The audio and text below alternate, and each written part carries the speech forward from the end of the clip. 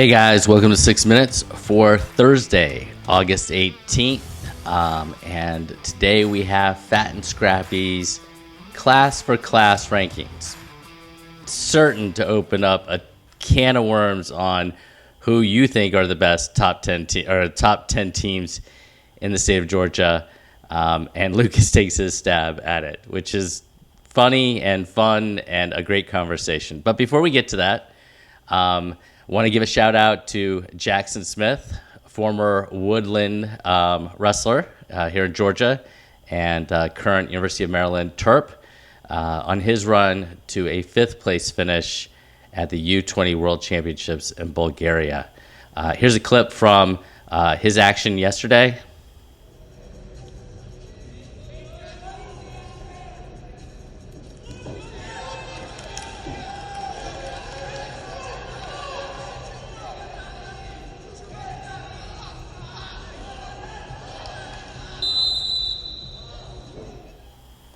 And although Jackson wasn't able to, jumped out early in the lead for the 3rd and 4th place match. He wasn't able to finish it up and take the win.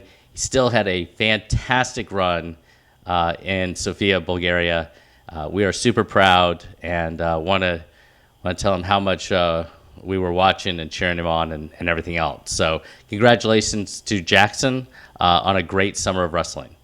All right, so now on to the class for class. What you'll find is basically a pretty quick conversation. I didn't put a method section at the beginning of this because I'm sure by this point in time you have heard at least one of the many classifications we've already done.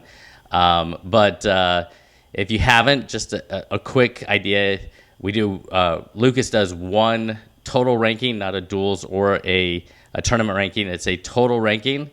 And in this situation, he's smashing them all together into a single class for class, basically regardless of class, top 10. So hope you enjoy it. And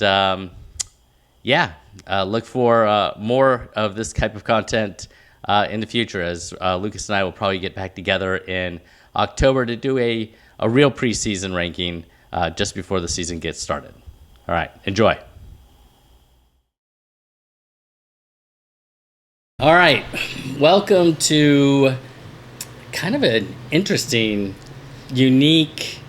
Just begging to open a can of worms and get yelled at by people is what this is. Yeah, this is... at the end of the day, everybody loves to discuss which is the toughest classification. Yeah. Which is the best team. If we put everybody all together, who would win? Yeah, who's right? coming out on top? Right, and so you know what? This is your top 10 pound for pound. Yeah, or in this case, I call it class for class. When I made this scoring system, I recognized early that I was going to have to make a choice. Do I score them in a vacuum based on the classification, or what I preferred to do, I included these tournaments like the Knockout and, these bigger... Southern Slam, the bigger Macaulay, the tournaments that they go to where they will see some of these other high top-level teams of other classifications, and I decided to take that into consideration and make it essentially one scoring system between all the classifications, so I could do something like this where I'm just going to give you the top 10 schools based on those point systems. Now it is still dual and traditional, yes, like you did the methodology for it's those same points. It's the same points. It's just we take those points and put them across the classifications. All right. So then in the bottom of the top 10, the bottom 5, first at 10th, you had a 3-way tie between North Paulding, Jackson County, and Ola. I broke the tie, giving the nod in the top 10 to the Ola Mustangs. And then 11th was North Paulding. Jackson County came in a very solid 12th. Then you have Gilmer at 8.6, Lovett at 8.7, just 1 point ahead. Social Circle at 8.8, and then rounding it out with Brunswick at 9.0. All right, so as I look at the bottom 10, I see a 6A team, I see a 1A team, I see a 4A team, I see a 3A team, and a 5A team. Yeah. So not a whole lot. I mean, you're pretty much taking the top team from the other classifications, except for Ola. Ola's a team the only team that's not number one in their class. Is Yes, that right? And I believe Ola is the only third-ranked team in their classifications in these top 10 pound-for-pound or class-for-class rankings. Okay. To me, they're one of the deepest teams in the state. They're well-coached. They have their hitters. They are a team that, even though they not necessarily have won a state title yet, they haven't been able to break through Woodland in previous years, Cass last year. You put them in almost any other classification, they have multiple rings to their name. Okay. All right, so then let's jump to number 5. The Yellow Jackets of Rockmart, Yeah, 9.2. That's a good team. Yes. Right, regardless of classification. They are I think that we could objectively sit back, look at Rockmart and go, that is a tough team. Yes. I don't care if they're a small classification. They are a tough out, whether you face them in duels or individually. They are a tough out. If you got a Rockmart kid, you know you better be ready to answer the bell. Right. And I talked about it in the 2A rankings. I saw them at the East Coweta Open or Invite during the COVID year. My first year in college, I came down, I rode down there with Collins Hill. This is before they had all the guys. Like, this is when you had a TK Davis, but you didn't have, you didn't have all the pieces. Now you had all the pieces. And even then, they were tough. And then now you have 14 guys. They are, I said it in the 2A video if you didn't watch that, they are my biggest lock. If I had to give you a team now that's walking out doing the double, they are my lock. They are an incredible team, incredibly coached, and they are the start of something special in Rockmart. And they're number 5 class for class. Yes, easily. They are easily. Yeah, they like outside looking in, I knew they were going to be in the top 5 as I started this, and they ended up about where I thought they would be. All right, number 4.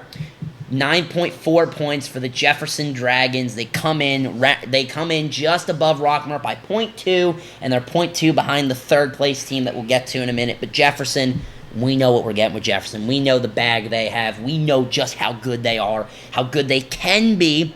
We saw last year in duels a slight hiccup, losing to a West Lawrence-led team.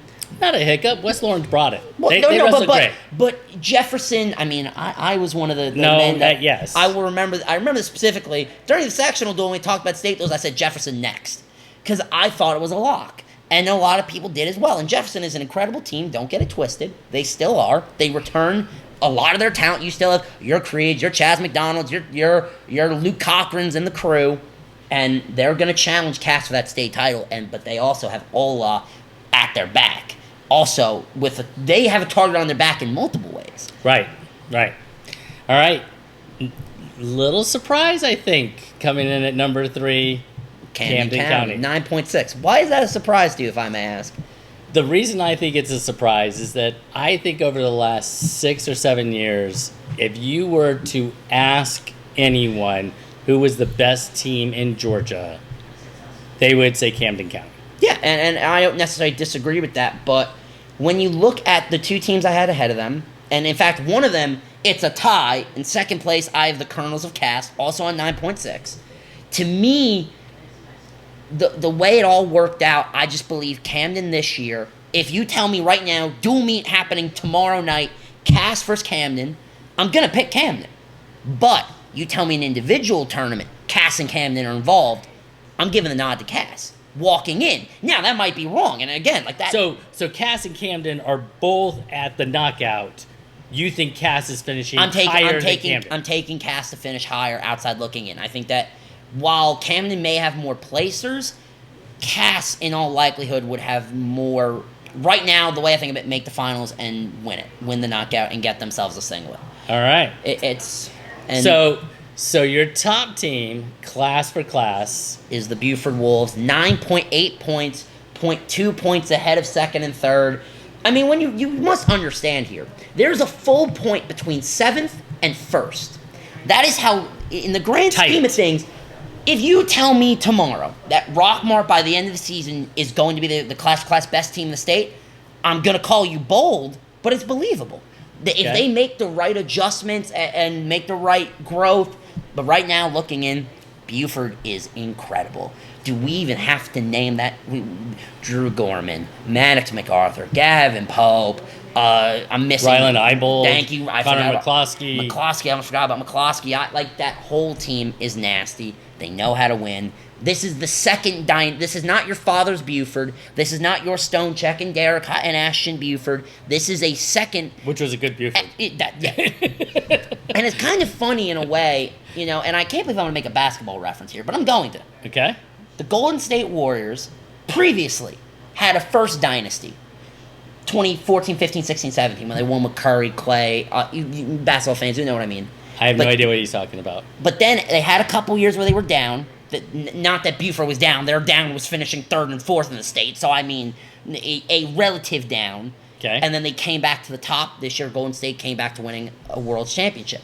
I think a similar thing has happened with Buford, where they had a couple years where they were reloading, and then they reloaded. And then they started winning again. And I think that they are walking in this season the best team in the state, in my humble opinion.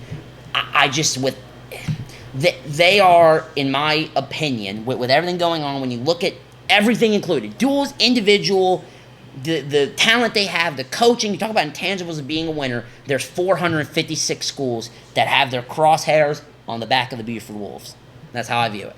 All right. So, Lucas definitely did open a can of worms with the class for class rankings. There's no doubt about it. Although, you know what? I'm going to challenge everyone. If you disagree, right, take a minute and list your top 10. Yeah, go ahead. Right? List them. Tell us what you think. Because I don't know that everyone together could come to a consensus about what those top 10 look like. And it's a bold step. There's no doubt about it. That those 10, it's hard to pick a top 10. Yes. And if you are in that top 10, it should be kind of, and this, not that it's my top 10, but if you are in a... It is. I'm not owning it. But in general, if you are a top 10 team in the state, that should mean something. And it absolutely is a badge of merit to them that if someone's putting you in their top 10, and in my case, I believe in these teams, as I think that these are the teams that, when you look at the national level, they are going to be the teams that, for the most part, are going to be the ones that have guys, or even full teams in some cases, that could really go bang with the best of them. All right. There you go. Go ahead and leave him a message. Drop me a message. I mean, listen, most of y'all know where to find me at this point. So if you got a problem with it, drop a message. Tell me where I was wrong. Again, you can email me at sewrestle@gmail.com. Sure, you can do that. I hope you guys enjoyed the class for class, the rankings. I think it's an interesting way of looking at it. It'll be interesting to see how it changes. Tune back in October and see if it's any different. And we'll do the true preseason rankings. Absolutely. All right, man. See ya. Bye.